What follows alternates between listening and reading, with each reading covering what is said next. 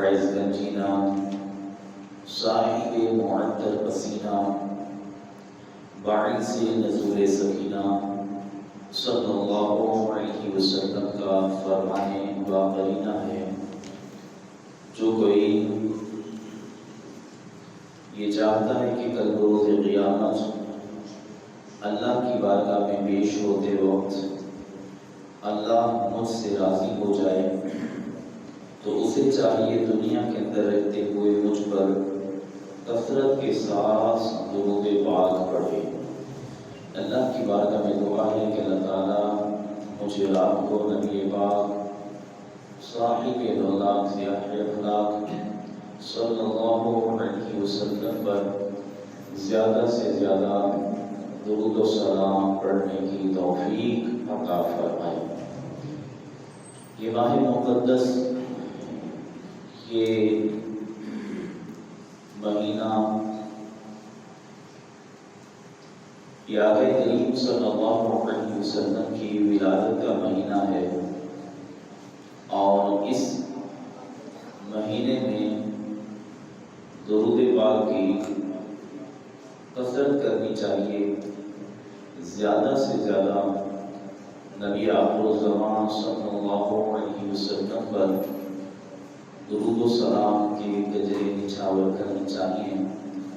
اللہ کی بارگاہ میں دعا ہے کہ اللہ تعالیٰ مجھے اور آپ کو اس میں عمل کی توفیق عطا فرمائے۔ میرے محترم اسلامی بھائیوں، ماہ ربیع الاول شریف کی جیسے ہی جلوہ گری ہوتی ہے، ہر کسی کے اندر، ہر حقیقی مسلمان کے اندر، ہر عاشق رسول کے اندر، ایمان والے کے اندر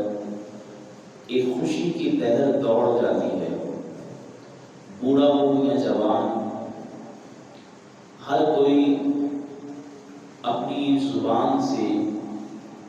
یہ گنگنا رہا ہوتا ہے کہ نثار تیری چہل پہل پر ہزار عید ربیع الاول، نثار تیری چہل پہل پر ہزار عید ربیع الاول، سوائے ابلیس کے جہاں میں سبھی تو خوشیاں منا رہے،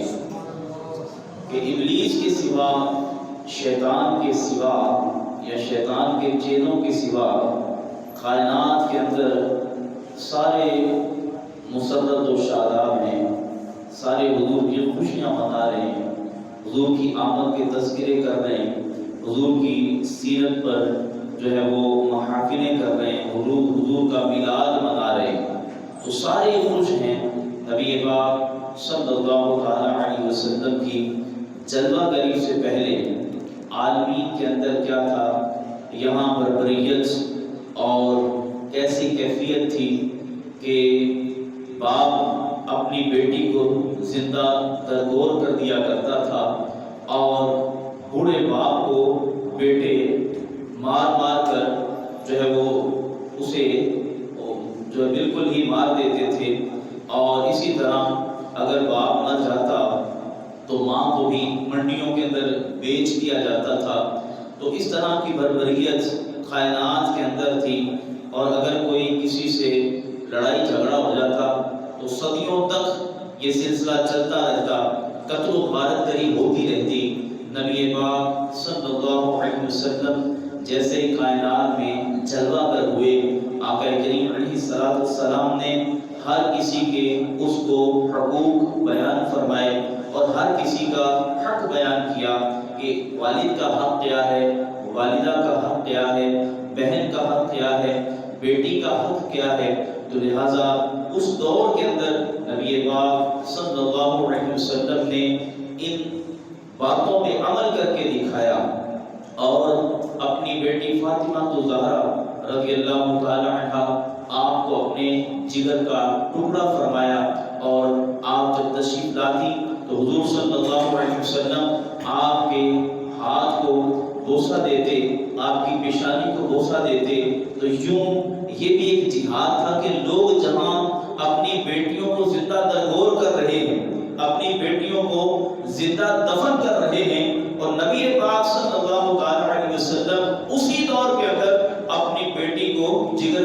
معاملہ فرما رہے ہیں اور ان کا ہاتھ چوم رہے ہیں اور ان کی پیشانی پہ بوسہ دے رہے ہیں کہ گویا وہ لوگوں کو بیان کر رہے ہیں، لوگوں کو بتا رہے ہیں اے لوگوں، بیٹیاں باپ کے لیے رحمت ہوا کرتی ہیں، باپ کے لیے زحمت نہیں ہوا کرتی۔ پھر حضور صلی اللہ علیہ وسلم نے اس کے بارے میں ارشاد فرمایا کہ جس کو اللہ تبارک و تعالیٰ نے 3 بیٹیاں عطا فرمائی، ایک روایت میں آتی 4 بیٹیاں عطا فرمائی، جس کو اللہ نے 3 بیٹیاں عطا فرمائی اور وہ اپنی بیٹیوں کی اچھے طریقے سے پرورش کرتا ہے، پھر ان کی شادیاں کر دیتا ہے، تو حضور نے ارشاد فرمایا کل بروز قیامت وہ شخص میرے ساتھ یوں جنت میں جائے گا، ایسے میرے ساتھ وہ جنت میں ہوگا۔ پھر حضور نے فرمایا اگر کسی کی 2 بیٹیاں ہیں تو وہ اچھی پرورش کرتا ہے اور اس کی شادیاں کر دیتا ہے، ان کے حقوق کو ادا کر دیتا ہے، تو وہ بھی کل قیامت والے دن یوں میرے ساتھ جنت میں جائے گا۔ ایک صحابی عرض کرنے لگے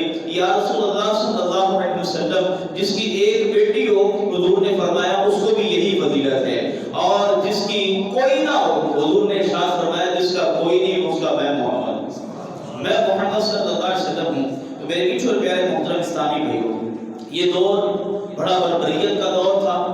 اور اس دور میں جب حضور کی جلوہ گری ہوتی ہے، آقا کریم علیہ السلام کی آمد پر ہر چیز خوشی بناتی ہے، کیونکہ حضور صلی اللہ علیہ وسلم رحمت عالم ہیں، تمام عالم کے لیے رحمت بنا کے بھیجے گئے۔ نبی پاک صلی اللہ علیہ وسلم جب رحمت بنا کے بھیج دیے گئے تو سب کو علم تھا، کیونکہ ساری جتنی بھی مخلوق ہے حضور کے امتی ہیں، چاہے وہ چرند ہیں، پرند ہیں، چاہے وہ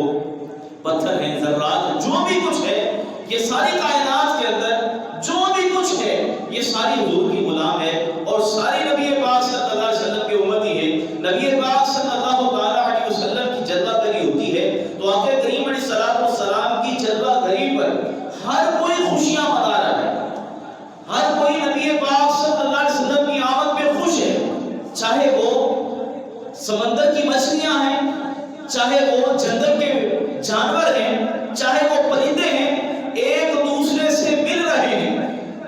مشرق کے مغرب طرف بھاگ رہے ہیں، اور مغرب والے پرندے اور جانور مشرق کی طرف بھاگ رہے ہیں، اور آپس میں جب ملتے ہیں تو کہتے ہیں مبارک ہو محمد عربی تشریف لے آئے، مبارک ہو نبی پاک صلی اللہ علیہ وسلم رحمت بن کے تشریف لے آئے، ہماری اب سنی گئی ہے، نبی پاک صلی اللہ علیہ وسلم تشریف لے آئے، اب ہم پہ کوئی ظلم نہیں کرے گا، کوئی زیادتیاں نہیں کرے گا۔ حضور نے جانوروں کے بھی حقوق بیان فرما دیے کہ جانوروں کا حق کیا ہے، جانوروں کے ساتھ کس انداز کے ساتھ تمہیں پیش آنا ہے۔ وہاں جب کہ لوگ ایک دوسرے کے ساتھ ظلم و زیادتیاں کر رہے ہیں، باپ کو نہیں چھوڑ رہے، باپ کو بھی مار دیتے ہیں، ماں کو منڈیوں میں بیچ جاتے ہیں، ان کی نظر میں جانوروں کے حقوق کیا ہوں گے؟ جو انسانوں کے حق نہیں جانتے تھے ان کی نظر میں جانوروں کے حقوق کیا ہوں گے؟ تو حضور نے ارشاد فرمایا جس نے جانور رکھا ہے، جس نے وہ پرندہ رکھا ہے، جس نے کوئی بھی شے گھر میں رکھی ہے، اس کے حق کو ادا کرے۔ اگر اس کو وہ کھانا نہیں دیتا، ایسے ہی قید میں رکھا ہے، تو کل قیامت والے دن اسی کی وجہ سے اللہ تبارک و تعالیٰ اسے جہنم میں ڈال دے گا۔ اب اگر کسی نے ایک مرغی رکھی ہے، حضرت امام بشیری فرماتے ہیں کسی نے مرغی رکھی ہے اور وہ نمازیں بھی پڑھتا ہے، نیک عمل بھی کرتا ہے، اور وہ قرآن کی تلاوت بھی کرتا ہے، بظاہر وہ نیکوکار ہے، مرد بھی بنتا ہے، مگر اس نے مرغی رکھی ہے، اس کے حق کو ادا نہیں کرتا، اس کو وقت پہ کھانا نہیں دیتا، وقت پہ پانی نہیں دیتا، تو لہذا اس کی وجہ سے، اس کے حق نہ ادا کرنے کی وجہ سے اللہ تبارک و تعالیٰ اسے جہنم میں داخل کر دے۔ تو لہذا نبی پاک صلی اللہ علیہ وسلم کی جب آمد ہوتی ہے، آقا کریم علیہ السلام ہر کسی کے حق کو بیان فرماتے ہیں، حقوق کو بیان فرماتے ہیں۔ اسی لیے جو جانور ہیں، جو چرند پرند ہیں، ایک دوسرے کو مبارکیں دے رہے ہیں کہ محمد عربی تشریف لے آئے، اب ہمارے حقوق ہمیں مل جائیں گے، ہمارے حق ہمیں مل جائیں گے۔ تو میرے بیچ اور پیارے محترم اسلامی بھائیوں، کائنات کے اندر صرف ایک کے سوا ہر چیز نبی پاک صلی اللہ علیہ وسلم کی آمد پہ خوشیاں منا رہی ہے۔ نثار تیری چہل پہل ہزار عید ربیع الاول، نثار تیری چہل پہل پر ہزار عید ربیع الاول، سوائے ابلیس کے جہاں میں سبھی تو خوشیاں منا رہے ہیں۔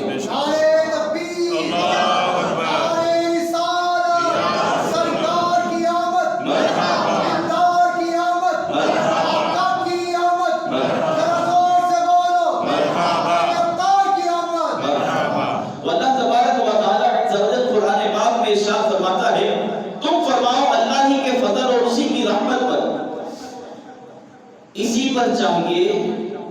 کہ خوشی کریں، وہ ان کے سب دھن دولت سے بہتر ہے۔ اب اللہ رب العالمین جل شانہ قرآن پاک میں جو ارشاد فرماتا ہے، اللہ ہی کے فضل اور اسی کی رحمت اور اسی پر چاہیے کہ جب تم پر اللہ کا فضل آ جائے، جب تم پہ اللہ تبارک و تعالیٰ کی کوئی نعمت نازل ہو، جب اللہ رب العالمین تمہیں کوئی نعمت عطا فرمائے، تم پہ کوئی فضل کرے، تم پہ کوئی رحمت نازل فرمائے، تو اللہ خود فرماتا ہے کہ اب اسے چاہیے کہ اس میں خوشی کرے، خوشی کا اظہار کرے۔ اور دوسرے مقام پہ اللہ تبارک و تعالیٰ نے ارشاد فرمایا کہ جب تمہارے پاس کوئی نعمت پہنچے تو اس پہ خوشی کا اظہار کرو، لوگوں کو بتاؤ کہ اللہ تبارک و تعالیٰ نے مجھے یہ انعام عطا فرمایا ہے، مجھے یہ خوشی عطا فرمائی۔ مثال کے طور پر اگر کسی کے یہاں بیٹا پیدا ہوتا ہے، وہ کتنا خوش ہوتا ہے اور اس کی مٹھائیاں تقسیم کرتا ہے، لوگوں کو بتاتا ہے، مبارکیں لیتا ہے، مبارکباد دیتا ہے کہ اللہ نے مجھے بیٹا عطا فرمایا ہے، اللہ تبارک و تعالیٰ نے مجھ پہ اپنا فضل کیا ہے۔ بیٹی ہوتی ہے تو اب وہ لوگ جو ابھی بھی جہالت میں مبتلا ہیں، اللہ کرے انہیں ہدایت نصیب ہو جائے، تو جب بیٹی ہوتی ہے تو یہ رحمت ہے۔ حضور نے فرمایا برکت والی وہ عورت ہے جس کے ہاں پہلی اولاد بیٹی ہوتی ہے، برکت والی عورت ہے۔ اور یہاں پر جب جس کے ہاں پہلی اولاد بیٹی ہو جائے اور ساتھ جناب گانے دے دے کے مار دیتی اور بعد کا تو طلاقوں تک محبت پہنچ جاتی، تو یہ اس کے بس کی بات تھوڑی ہے۔ تو یہ تو اللہ تبارک و تعالیٰ کی دین ہے، جسے چاہے بیٹے عطا فرما دے، جسے چاہے بیٹیاں عطا فرما دے، اور جسے چاہے کچھ بھی نہ دے۔ تو جس کے پاس کچھ نہیں ہے، بندہ اس سے پوچھے کہ اس کی کیسی گزر رہی ہے اور پھر اس کو بھی کیسے تانے دیے جاتے ہیں۔ تو یہ اللہ تعالیٰ کی دین ہے، اللہ کی آزمائش ہے۔ اللہ جسے چاہے جو عطا فرما دے، چاہے بیٹے عطا فرما دے، چاہے بیٹیاں عطا فرما دے۔ تو جب کوئی بیٹا پیدا ہوتا ہے تو اس وقت ہم مٹھائیاں تقسیم کرتے ہیں، بیٹیاں پیدا ہوں تب بھی مٹھائیاں تقسیم کرنی چاہیے کہ یہ اللہ کی رحمت ہے۔ اللہ تبارک و تعالیٰ کے محبوب نے ارشاد فرمایا یہ باپ کے لیے رحمت ہے۔ تو اللہ رب العالمین قرآن پاک میں ارشاد فرماتے ہیں کہ جب تمہیں اللہ کا فضل نصیب ہو، اللہ تعالیٰ تم پہ فضل نازل فرمائے، تمہیں فضل عطا کرے اور تمہیں رحمت عطا فرمائے، تو اس پر تمہیں کیا چاہیے؟ خوشی کرو، خوشی کا اظہار کرو، اور یہ تمہارے دھن دولت سے بہتر ہے، ہر چیز سے بہتر ہے۔ اب اللہ تبارک و تعالیٰ نے جو فضل کا ارشاد فرمایا ہے، جو رحمت کا ارشاد فرمایا ہے، اور فضل سب سے بڑھ کر کیا ہے اللہ کا فضل، اللہ کا احسان سب سے بڑھ کر یہ ہے کہ اللہ تعالیٰ نے اپنا محبوب ہمیں عطا فرما دیا، اللہ نے اپنا محبوب ہمیں عطا فرما دیا، یہ اللہ تعالیٰ کا بڑا فضل ہے۔ تو قرآن پاک میں بھی اللہ تبارک و تعالیٰ ارشاد فرماتا ہے لَقَدْ مَنَّ اللَّهُ عَلَى الْمُؤْمِنِينَ إِذْ بَعَثَ فِيهِمْ رَسُولًا، اللہ نے مومنین پر بڑا احسان کیا ہے کہ ان میں بڑی عظمت والا رسول بھیج دیا ہے۔ یہ مومنوں پہ بڑا احسان ہے رب تعالیٰ کا۔ اللہ تبارک و تعالیٰ نے اور بھی ہمیں نعمتیں عطا فرمائی ہیں، اور بھی اللہ تعالیٰ کا فضل ہمیں نصیب ہوا ہے، رحمتیں نصیب ہوئی ہیں، مگر اللہ تعالیٰ نے کسی مقام پہ احسان نہیں جتلایا، یہ نہیں بیان فرمایا کہ میں نے تم پہ بہت بڑا احسان کر دیا ہے، تمہیں جو ہے وہ یہ نعمتیں عطا فرمائی ہیں، یہ تم پہ احسان کر دیا ہے، یہ نعمتیں عطا فرمائی ہیں، یہ احسان کر دیا ہے۔ حالانکہ کائنات کے اندر ہم دیکھیں تو جو بھی ہمارے پاس نعمتیں ہیں یہ رب کی عطا کی ہوئی ہیں،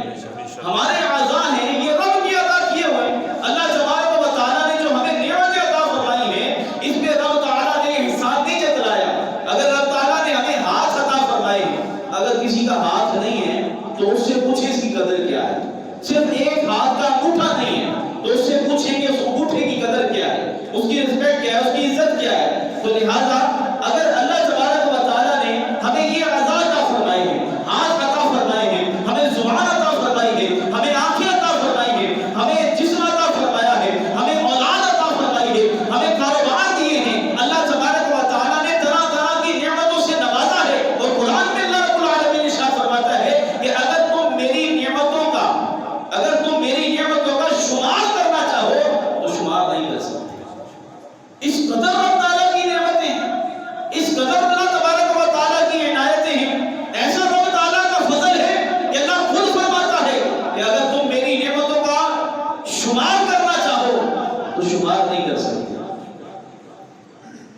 اور یہاں پر اللہ رب العالمین جل شانہ ارشاد فرماتا ہے اللہ نے مومنین پہ بڑا احسان کیا ہے، ساری نعمتیں عطا فرمائی، مگر کسی نعمت پہ اللہ تبارک و تعالیٰ نے احسان نہیں جتلایا،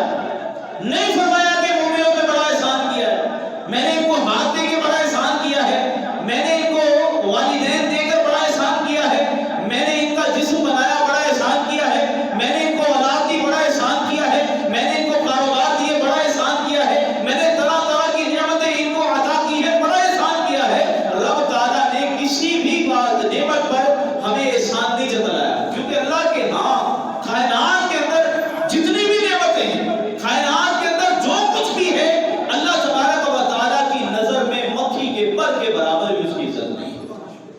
مکھی کے پر کے برابر بھی اس کی عزت نہیں ہے۔ تو جس کی عزت ہے، جس کا مرتبہ ہے، جس کا مقام ہے، جن پہ رب کو بھی ناز ہے، تو اللہ تبارک و تعالیٰ نے اس کا ذکر فرمایا۔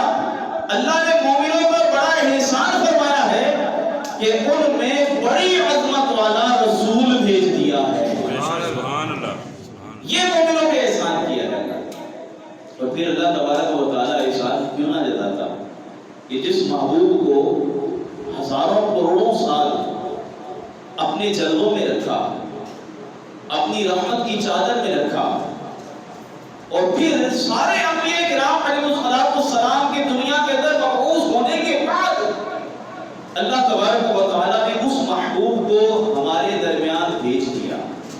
اپنا محبوب کوئی کسی کو دیتا نہیں ہے، یہ رب کا فضل نہیں ہے کہ اللہ تبارک و تعالیٰ نے اپنا محبوب ہمیں عطا فرما دیا، اپنا حبیب ہمیں عطا فرما دیا۔ اور ایک ایسی جو ہے وہ لطف والی بات ہے، ایسی سرور والی بات ہے کہ اگر کوئی کسی سے پیار کرتا ہے اور دوسرا بھی اس سے پیار کرتا ہے تو اس کو کہتے ہیں رقیب، اس کو رقیب کہتے ہیں۔ اور دوسرا بندہ جو کسی کے محبوب سے پیار کرے، اس سے محبت کرے، اس پہ نظر رکھے، اس سے نفرت ہو جاتی ہے، اس سے عداوت ہو جاتی ہے، دل میں بغض آ جاتا ہے، یار میں اس سے پیار کرتا ہوں، وہ کیوں سے پیار کرتا ہے، یہ میرے سے باتیں کرتا ہے، اس سے کیوں باتیں کرتا ہے، تو اس میں رقیب ہو جاتے ہیں۔ تو قربان چاہیے محمد عربی صلی اللہ علیہ وسلم کی ذات اقدس، آقا کریم صلی اللہ علیہ وسلم کے ساتھ جس کو پیار ہو جاتا ہے، جس سے حضور سے نسبت ہو جاتی ہے، حضور سے پیار کرنے والا اس سے بھی پیار کرنے لگ جاتا ہے، اس سے بھی محبت کرنے لگ جاتا ہے۔ یہ آقا کریم علیہ السلام کی محبت ہے، نبی پاک صلی اللہ تعالیٰ علیہ وسلم کی الفت ہے، حضور کا عشق ہے، حضور کا پیار ہے کہ جب حضور سے محبت ہو گئی تو نبی پاک صلی اللہ تعالیٰ علیہ وسلم کے ساتھ جو بھی چیز نسبت رکھتی ہے، جس کو حضور کے ساتھ نسبت ہو جاتی ہے، پیار کرنے والا اسے بھی محبوب سمجھنے لگ جاتا ہے۔ لیلا و مجنوں کے قصے آپ نے سنے ہیں۔ مجنوں ایک مرتبہ کتے کے پاؤں چوم رہا تھا، لوگوں نے کہا تو اشرف المخلوقات ہے اور اس جانور کتے کے پاؤں چوم رہا ہے۔ اس نے کہا تجھے نہیں پتا یہ میرے محبوب کی گلیوں سے ہو گیا ہے، یہ میرے محبوب کی گلیوں سے گزر کے آیا ہے، اس کے قدم میرے محبوب کی گلیوں میں لگے ہوئے ہیں، تو اس لیے میں اس کے قدم چوم رہا ہوں۔ ایک مرتبہ مجنوں لیلا کے گھر کے باہر کھڑا رات ستاروں کو دیکھ رہا ہے۔ لوگوں نے پوچھا لیلا کا دروازہ تو سامنے ہے، تو ستاروں کو کیوں دیکھ رہا ہے؟ تو مجنوں نے کہا ستاروں کو اس لیے دیکھ رہا ہوں کہ ستارے میرے محبوب کو دیکھ رہے ہیں، لیلا کو دیکھ رہے ہیں، یہ ستارے اندر لیلا کو دیکھ رہے ہیں، اس لیے میں ستاروں کو دیکھ رہا ہوں۔ تو جس سے محبت ہوتی ہے، اس کے ساتھ جس چیز کو نسبت ہو جاتی ہے، اس سے بھی پیار ہو جاتا ہے۔ تو میرے پیچھے پیارے محترم اسلامی بھائیوں، اللہ تبارک و تعالیٰ نے یہ مومنوں پر بڑا فضل کیا ہے، بڑا احسان کیا کہ اپنا محبوب مومنوں کو عطا فرما دیا۔ تو میرے پیچھے پیارے محترم اسلامی بھائیوں، میں یہ عرض کر رہا تھا کہ اللہ تبارک و تعالیٰ عز و جل قرآن پاک میں ارشاد فرماتا ہے تم فرماؤ اللہ کے فضل اور اسی کی رحمت اور اسی پر چاہیے کہ خوشی کریں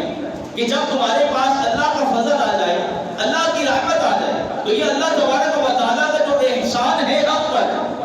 اللہ نے اپنا ہمیں فضل کی عطا فرمایا۔ نبی پاک صلی اللہ علیہ وسلم کی ذات اقدس ہمارے پاس تشریف لائی، اللہ تبارک و تعالیٰ عز و جل نے اپنا محبوب ہمیں عطا فرما دیا، اور انہی کے بارے میں اللہ رب العالمین نے ارشاد فرمایا وَمَا أَرْسَلْنَاكَ إِلَّا رَحْمَةً لِلْعَالَمِينَ۔ یہاں بھی اللہ رب العالمین ارشاد فرماتا ہے کہ تم پر جب میری رحمت آ جائے، تم پر جب میری رحمت آ جائے تو بتائیے نبی پاک صلی اللہ علیہ وسلم سے بڑھ کر کائنات کے اندر اور کون سی رحمت ہو سکتی ہے؟ حضور سے بڑھ کر کائنات میں اور کون سی رحمت ہے؟ تو جس کے اللہ تبارک و تعالیٰ ارشاد فرماتا ہے کہ جب تم پر میرا فضل آ جائے، جب تم پر میری رحمت آ جائے تو پھر تم اس پہ خوشی کرو، اور سب سے بڑی رحمت اللہ تعالیٰ خود ہی ارشاد فرماتا ہے وَمَا أَرْسَلْنَاكَ إِلَّا رَحْمَةً لِلْعَالَمِينَ۔ ہم نے اپنے محبوب کو نہ بھیجا مگر رحمت تمام جہانوں کے لیے، ہم نے اپنے محبوب کو تمام جہانوں کے لیے رحمت بنا کر بھیجا ہے۔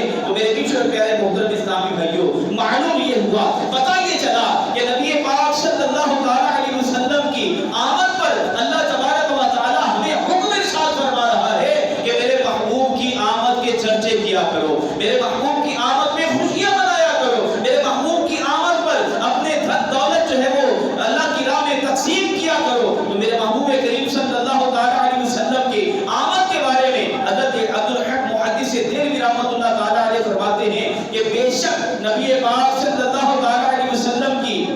ولادت شب قدر کی رات سے بھی افضل ہے۔ حضور صلی اللہ علیہ وسلم جس رات تشریف لائے اس رات آقا کریم علیہ السلام کی جو ولادت کی رات ہے، یہ رات شب قدر سے بھی افضل ہے۔ یہ مہینہ جو ربیع الاول کا مہینہ ہے یہ رمضان کے مہینے سے بھی افضل ہے، اس لیے کہ رمضان کے مہینے کے اندر فرشتوں کا نزول ہوتا ہے، رمضان کے مہینے کے اندر قرآن کا نزول ہوا ہے، اور اس مہینے کے اندر صاحب قرآن کا نزول ہوا ہے۔ اس مہینے کے اندر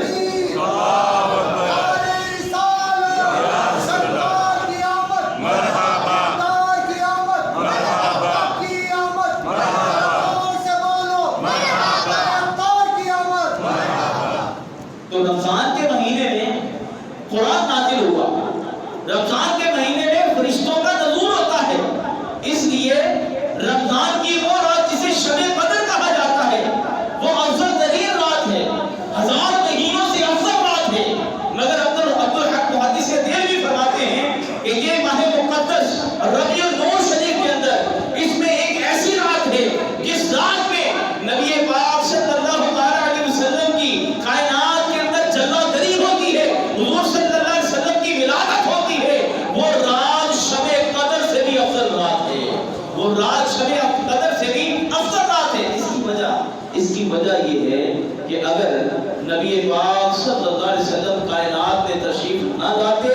تو کوئی شب قدر نہ ہوتی، کوئی شب معراج نہ ہوتی، کوئی عید نہ ہوتی۔ نبی پاک صلی اللہ علیہ وسلم کا دنیا میں تشریف لانا ہے تو اللہ تبارک و تعالیٰ نے ہمیں شب قدر عطا فرما دی، شب معراج عطا فرما دی، عید عطا فرما دی۔ تو سید اعلیٰ حضرت عظیم البرکت عظیم المرتبت بروان شمع رسالت مجدد دین و ملت مولانا شاہ احمد رضا خان علیہ رحمت الرحمن فرماتے ہیں کہ وہ جو نہ تھے تو کچھ نہ تھا، ارے وہ جو نہ تھے تو کچھ نہ تھا، وہ جو نہ ہو تو کچھ نہ ہو، وہ جو نہ تھے تو کچھ نہ تھا، وہ جو نہ ہو تو کچھ نہ ہو، جان ہے وہ جہان کی، ارے جان ہے تو جہان ہے۔ آقا کریم علیہ السلام اگر دنیا میں جلوہ گر نہ ہوتے تو کوئی عید نہ ہوتی، کوئی شب قدر نہ ہوتی، بلکہ یہاں تک اگر نبی پاک صلی اللہ علیہ وسلم کی دنیا کے اندر اگر جلوہ گری نہ ہوتی تو ہم رب کو بھی پہچان نہیں سکتے تھے۔ کہ اللہ تبارک و تعالیٰ نے ارشاد فرمایا میں تو ایک چھپا ہوا خزانہ تھا، میں چھپا ہوا خزانہ تھا، مجھے کوئی نہیں جانتا تھا، مگر کائنات کے اندر جب میں نے اپنی پہچان کروانا چاہی تو اپنے محبوب کو بھیج دیا، میرا محبوب کائنات میں آیا۔ نبی پاک صلی اللہ علیہ وسلم کے بارے میں اللہ تبارک و تعالیٰ ارشاد فرماتا ہے کہ اگر میرے محبوب نہ ہوتے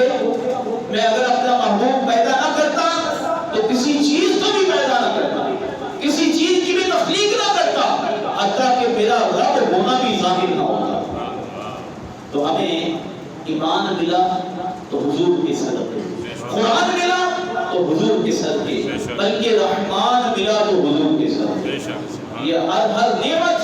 نبی پاک صلی اللہ علیہ وسلم کا صدقہ ہے۔ تو پھر کیوں نہ ہم آگے کریم صلی اللہ علیہ وسلم کا میلاد منائیں، کیوں نہ حضور صلی اللہ علیہ وسلم کی آمد پر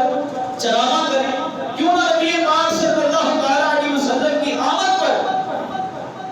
ہم خوشیاں منائیں۔ اور اس پر کسی پنجابی شاعر نے کیا خوب کہا، تیرا کھاواں میں تیرے گیت گاواں یا رسول اللہ، تیرا کھاواں میں تیرے گیت گاواں یا رسول اللہ۔ سبھی حضور کا کھاتے ہیں، جیدہ کھائیے ہوگے گیت گائیے، تیرا کھاواں میں تیرے گیت گاواں یا رسول اللہ، تیرا کھاواں میں تیرے گیت گاواں یا رسول اللہ،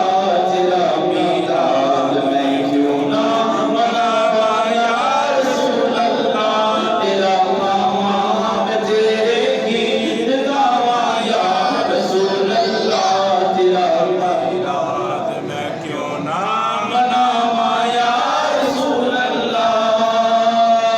حلیمہ کر کدی ویکھے کدی سرکار نو ویکھے، حلیمہ کر کدی ویکھے کدی سرکار نو ویکھے، میں کیڑی سیج تیرے لئی سجاواں یا رسول اللہ، میں کیڑی سیج تیرے لئی سجاواں یا رسول اللہ، تیرا میلاد میں کیوں نہ مناواں یا رسول اللہ، تیرا کھاواں میں تیرے گیت گاواں یا رسول اللہ، تیرا میلاد میں کیوں نہ مناواں یا رسول اللہ۔ میں کچھ بھی نہیں جے تیرے نال میری کوئی نسبت نہیں، میں کچھ بھی نہیں جے تیرے نال میری کوئی نسبت نہیں، میں سب کچھ ہاں، میں سب کچھ ہاں، میں سب کچھ ہاں جے میں تیرا سجاواں یا رسول اللہ، میں سب کچھ ہاں جے میں تیرا سجاواں یا رسول اللہ، تیرا میلاد میں کیوں نہ مناواں یا رسول اللہ۔ سرکار کی آمد مرحبا، دلدار کی آمد مرحبا، حضور کی آمد مرحبا، نور کی آمد مرحبا، مکی کی آمد مرحبا، مدنی کی آمد مرحبا، سردار کی آمد مرحبا، سالار کی آمد مرحبا، غمخوار کی آمد مرحبا، غمخوار کی آمد مرحبا، پرنور کی آمد مرحبا، حضور کی آمد مرحبا، تیرا میلاد میں کیوں نہ مناواں یا رسول اللہ۔ مدینے پاک دے اندر میری اے ہو عبادت، مدینے پاک دے اندر میری اے ہو عبادت، تیرے روضے تو نہ نظراں ہٹاواں یا رسول اللہ، تیرے روضے تو نہ نظراں ہٹاواں یا رسول اللہ، تیرا میلاد میں کیوں نہ مناواں یا رسول اللہ، تیرا کھاواں میں تیرے گیت گاواں یا رسول اللہ، تیرا میلاد میں کیوں نہ مناواں یا رسول اللہ۔ اللہ تبارک و تعالیٰ عز و جل میلاد کی جو برکتیں ہیں وہ ایمان والوں کو ہی نہیں بلکہ کافروں کو بھی عطا فرماتا ہے۔ میلاد کی برکتیں، ادروائز کوئی نیکی ایسی نہیں ہے کہ جس کا اجر کسی کافر کو قبر میں دیا جائے۔ ابو لہب جو پکا کافر تھا، جس کی مذمت کے اندر اللہ تبارک و تعالیٰ عز و جل نے سورہ لہب کو نازل فرما دیا، جس کی مذمت میں اللہ تبارک و تعالیٰ نے سورہ لہب کو نازل فرما دیا، تبت یدا ابی لہب وتب۔ یہ ابو لہب، بخاری کے اندر یہ موجود ہے کہ ابو لہب اپنی لونڈی طلحہ کو کہنے لگا کہ جاؤ میرے جو بھائی ہیں ان کے ہاں اولاد ہونے والی ہے، تو جاؤ پتہ کرو بیٹا پیدا ہوا ہے یا بیٹی پیدا ہوئی۔ جب ثعلبہ جاتی ہے تو دیکھتی ہے محمد عربی صلی اللہ علیہ وسلم کی ولادت ہوئی۔ اب یہ واپس آتی ہے، پوچھتا ہے بتاؤ کیا ہوا؟ ثعلبہ کہتی ہے کہ آپ کے ہاں یعنی آپ کے ہاں بھتیجا پیدا ہوا ہے، آپ کے بھائی کا بیٹا پیدا ہوا ہے۔ ابو لہب بڑا خوش ہوتا ہے، اسے بڑی خوشی ہوتی ہے تو ساتھ ہی انگلی کے اشارے سے ابو لہب ثعلبہ کو کہتا ہے کہ تو نے مجھے خوشی کی خبر سنائی ہے، جا آج میں نے تجھے آزاد کیا ہے، تو نے مجھے خوشی کی خبر سنائی ہے کہ تیرے اب بھتیجا پیدا ہوا ہے، لہذا میں نے تجھے آزاد کیا۔ اب جب یہ فوت ہو گیا، جب یہ مر گیا، دنیا سے رخصت ہو گیا، تو 1 سال کے بعد حضرت عباس رضی اللہ تعالیٰ عنہ نبی پاک صلی اللہ علیہ وسلم کے چچا، انہوں نے خواب میں دیکھا، خواب میں دیکھ کر کے اس کو پوچھا ما فعل اللہ بک، اللہ تعالیٰ نے تیرے ساتھ کیا معاملہ کیا ہے، قبر میں تو کیسا ہے؟ تو ابو لہب کہنے لگا اور تو کوئی حال نہیں ہے، ہر روز مجھے مارا جاتا ہے، ہر روز پیٹا جاتا ہے، جہنم کا عذاب مجھ پہ مسلط کیا جاتا ہے، قبر کے اندر میں بڑی بری حالت میں رہتا ہوں، مگر جب پیر کا دن آتا ہے، پیر کا دن آتا ہے جس دن محمد صلی اللہ علیہ وسلم کی ولادت ہوئی اور جس دن اس ثعلبہ لونڈی کو میں نے خوشی میں اپنی انگلی سے آزاد کیا، اس ثعلبہ کو اپنی انگلی سے آزاد کیا، اس دن جب وہ پیر کا دن آتا ہے تو قبر کے اندر مجھے اسی انگلی سے پانی میسر ہوتا ہے، اس انگلی سے پانی میسر ہوتا ہے، میں اسے منہ میں لے لیتا ہوں، جس کی برکت سے میرے عذاب میں تخفیف کی جاتی ہے، جس کی برکت سے میرے عذاب میں کمی کی جاتی ہے۔ تو پتہ یہ چلا اگر کافر بھی نبی پاک صلی اللہ علیہ وسلم کی آمد کی خوشی کرتا ہے تو رب تعالیٰ اسے بھی محروم نہیں رکھتا، اسے بھی اس کا اجر عطا فرماتا ہے۔ تو اس پر حضرت عبدالحق محدث دہلوی رحمۃ اللہ علیہ آپ نے دلیل لی کہ جب ایک کافر اور وہ نبی کی خوشی نہیں کر رہا، وہ تو اپنے بھتیجے کی خوشی کر رہا ہے، بھتیجا سمجھ کے خوشی کر رہا ہے، وہ اپنے نبی کی خوشی نہیں کر رہا بلکہ بھتیجے کی خوشی کے اندر اس نے اپنی ثعلبہ لونڈی کو آزاد کیا، تو اللہ تبارک و تعالیٰ نے اسے بھی قبر کے اندر عذاب میں تخفیف عطا فرما دی اور اسے بھی اس کا اجر عطا کر دیا۔ اور اگر کوئی مومن اپنے محبوب کا میلاد منائے، اگر کوئی مومن اپنے نبی کا میلاد منائے تو رب تبارک و تعالیٰ اسے کتنا اجر و ثواب عطا فرمائے گا۔ نعمت الکبریٰ کے اندر حضرت ابو بکر صدیق رضی اللہ تعالیٰ عنہ آپ ارشاد فرماتے ہیں کہ جو میلاد پر 1 درہم خرچ کرے، کتنا؟ 1 درہم، جو میلاد پر 1 درہم خرچ کرے کل قیامت والے دن میرے ساتھ جنت میں جائے۔ حضرت عمر فاروق اعظم رضی اللہ تعالیٰ عنہ آپ ارشاد فرماتے ہیں جس نے میلاد کی عظمت کی، جس نے میلاد کی تعظیم کی، کل قیامت میں میرے ساتھ جنت میں جائے۔ اور حضرت عثمان غنی رضی اللہ تعالیٰ عنہ آپ فرماتے ہیں کہ جس نے میلاد پر کچھ خرچ کیا لہذا اس نے ایسے ہے جیسے بدر و حنین میں شرکت کی، بدر و حنین کی جنگوں میں شرکت کی۔ حضرت مولا مشکل کشا رضی اللہ تعالیٰ عنہ آپ فرماتے ہیں اگر کسی نے میلاد پر کچھ خرچ کیا تو کل قیامت والے دن وہ میرے ساتھ جنت میں جائے گا۔ اب یہ سارے خلفاء، نعمت الکبریٰ کا اس کا حوالہ میں نے دیا، یہ سارے خلفاء کہہ رہے ہیں کہ نبی پاک صلی اللہ علیہ وسلم کی ولادت کی خوشی میں خرچ کرنا باعث سعادت ہے۔ آج کا ملا اٹھ کر جو ہے وہ لوگوں کو پریشان کر رہا ہے۔ اس کی پیداوار کتنی ہے؟ تقریباً 100-125 سال، 100-125 سال کی اس کی پیداوار ہے، اور آج یہ اٹھ کر میلاد کو بدعت کہہ رہا ہے کہ یہ میلاد منانا بدعت ہے، اور یہ جس انداز کے ساتھ تم یہ کر رہے ہو یہ سب شرک ہے. اب شرک بھی اس کو ڈیفینیشن نہیں آ رہی کہ شرک کسے کہتے ہیں. ہم میلاد بنا کر کے شرک کو توڑ رہے ہیں.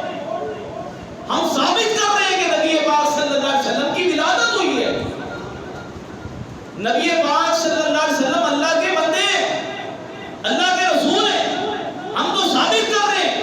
ہم تو شرک کا توڑ کر رہے ہیں کہ نبی پاک صلی اللہ علیہ وسلم خدا نہیں ہے, یہ اللہ کے بندے خدا کے بندے ہیں. اللہ تو وہ ہے جس کو کسی نے پیدا ہی نہیں کیا. رب تبارک و تعالیٰ کی ذات تو وہ ہے, نہ اس نے کسی کو جنا ہے نہ وہ کسی سے جنا گیا ہے. تو ہم تو شرک کا توڑ کر رہے ہیں کہ نبی پاک صلی اللہ علیہ وسلم دنیا میں جلوہ گر ہوئے. نبی پاک علیہ الصلوۃ والسلام کی ولادت کے تذکرے کر رہے ہیں, نبی پاک صلی اللہ علیہ وسلم کی آمد کے تذکرے کر رہے ہیں, حضور کی سیرت کو بیان کر رہے ہیں, حضور کا میلاد بیان کر رہے ہیں. اور یہ ساری چیزیں باعث سعادت ہیں. لوگ کہتے ہیں جناب یہ تو نئی چیز ہے, کوئی نئی چیز نہیں ہے. آپ 125 سال 150 سال, چلو اس سے پیچھے آپ 300 سال پیچھے چلے. 300 سال پیچھے آپ جاتے ہیں تو پچھلی جتنی بھی کتابیں ہیں ساری کتابوں کے اندر محدثین نے میلاد منایا ہے اور میلاد منانے کی برکتیں بیان کی ہیں. یہ کوئی نئی چیز نہیں ہے. چلو ہم صحابہ کے دور کو لیتے ہیں, صحابہ کرام علیہ رضوان نے خود حضور کا میلاد منایا. اب یہ انداز تو نہیں تھا, یہ چونکہ انداز اب تبدیل ہو گیا, جدت ہے, جدید دور ہے تو انداز چینج ہو گیا. مثال کے طور پر اس وقت اچھی مسجدیں ہوتی تھی. اب بتائیں کون سا ایسا محدث ہے ان کا جو کہتے ہیں میلاد منانا بدعت ہے؟ کون سے ایسے ان کے لوگ ہیں جنہوں نے کچی مسجدیں رکھی ہوئی؟ سب کی پکی مسجدیں اور پھر ڈیکوریٹ ہے, خوبصورت بنی ہوئی. تو اب جدت آ گئی, دور چینج ہو گیا. تو اسی طرح اگر اس وقت یہ چیزیں نہیں تھی, جھنڈے نہیں تھے, جھنڈیاں نہیں تھی, لائٹنگ نہیں تھی, اس وقت تو دیے کا دور تھا, لائٹنگ نہیں تھی. اب جدت آ گئی, دور تبدیل ہو گیا, چیزیں آتی گئی, تو اس کو ہم سجاتے گئے, لگاتے گئے اور حضور کا میلاد منانا. اس وقت صحابہ کرام علیہ رضوان نے کس انداز سے میلاد منایا. نبی پاک صلی اللہ علیہ وسلم کے صحابہ بیٹھ کر آقا کریم علیہ الصلوۃ والسلام کا تذکرہ کرتے ہوئے رب کا شکر ادا کر رہے ہیں کہ اے مالک و مولا تیرا شکر ہے کہ تو نے ہمیں اپنا حبیب عطا فرما دیا. اگر ہمیں اپنا حبیب نہ عطا فرماتا تو ہم ہدایت یافتہ نہ ہوتے, ہم بھٹکے ہوتے, ہم ابھی بھی بتوں کو سجدہ کر رہے ہوتے, بتوں کے پجاری ہوتے اور جہنم میں چلے جاتے. اے مالک و مولا تیرا شکر ہے تو نے ہمیں اپنا محبوب عطا فرما دیا. تو یہ کیا ہے؟ میلاد ہے. حضور صلی اللہ علیہ وسلم کا تذکرہ کر رہے ہیں, رب تبارک و تعالیٰ کی حمد و ثنا کر رہے ہیں. نبی پاک صلی اللہ علیہ وسلم حجرہ مبارکہ سے باہر تشریف لاتے ہیں. آقا کریم علیہ الصلوۃ والسلام اپنے صحابہ کو دیکھ کر, مجلس لگی ہوئی ہے, میلاد منا رہے ہیں, صحابہ کو دیکھ کر نبی پاک صلی اللہ علیہ وسلم نے ارشاد فرمایا صحابہ کیا کر رہے ہو؟ عرض کی یا رسول اللہ ہم رب کا شکر ادا کر رہے ہیں. صحابہ کس وجہ سے شکر ادا کر رہے ہو؟ یا رسول اللہ صلی اللہ علیہ وسلم اس رب نے ہمیں اپنا محبوب عطا فرما دیا, آپ ہمارے درمیان جلوہ گر ہو گئے, اس لیے رب کا شکر ادا کر رہا ہوں. تو نبی پاک صلی اللہ علیہ وسلم نے ارشاد فرمایا کیا تم اس پہ قسم کھاتے ہو, اس بات پہ قسم کھاتے ہو, قسم اٹھاتے ہو کہ تم اسی لیے بیٹھے تھے؟ صحابہ کرام علیہ رضوان عرض کرتے ہیں یا رسول اللہ صلی اللہ علیہ وسلم خدا کی قسم ہم اسی مقصد کے لیے بیٹھے ہیں کہ آپ ہمارے درمیان تشریف لائے, اللہ تعالیٰ کا شکر ادا کر رہے ہیں. تو نبی پاک صلی اللہ علیہ وسلم نے ارشاد فرمایا تمہاری زبان پہ مجھے یقین ہے, مگر قسم میں نے اس لیے لی کہ اللہ تبارک و تعالیٰ نے مجھے حجرے میں بیٹھا تھا تو مجھے ارشاد فرمایا جاؤ دیکھو تمہارے صحابہ کیا کر رہے ہیں. اللہ نے حکم دیا جاؤ دیکھو تمہارے صحابہ کیا کر رہے ہیں. لہذا اس لیے میں باہر آیا اور تم سے پوچھا ہے کہ تم کیا کر رہے ہو, اور تم سے قسم لی ہے اس لیے کہ اللہ تبارک و تعالیٰ عز و جل اس بات پر فرشتوں میں فخر محسوس کر رہا ہے, فخر محسوس کر رہا ہے, فخر فرما رہا ہے کہ دیکھو میرے محبوب کے صحابہ میرا شکر ادا کر رہے ہیں کہ اے مولا تیرا شکر ہے تمہیں اپنا حبیب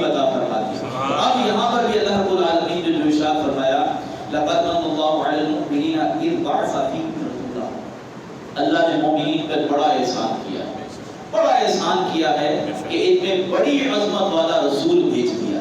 تو جب وہ رسول صلی اللہ علیہ وسلم ہمارے درمیان تشریف لے آئے تو ہمیں چاہیے کہ اس محبوب کریم صلی اللہ علیہ وسلم کی آمد پہ خوشیاں کریں. اللہ رب العالمین نے جیسے خوشی کی ہے، رب نے خود پہلے خوشی کی ہے. خود خوشی کیسے کی کہ جب حضور کی آمد کا وقت قریب آیا، حضرت آمینہ فرماتی ہیں کہ میں دیکھ رہی ہوں کہ 3 جھنڈے جبریل لے کر آئے. 3 جھنڈے، ایک مشرق میں لگا دیا ہے، ایک مغرب میں، ایک خانہ کعبے کی چھت پہ لگا دیا. اور حضور کی ولادت ہوئی. فرماتی جب حضور کی ولادت ہوئی تو سارا عالم روشن ہو گیا. ہم تو چھوٹے چھوٹے بلب لگاتے ہیں نا، اتنی سی گلی روشن کر لی. رب تبارک و تعالی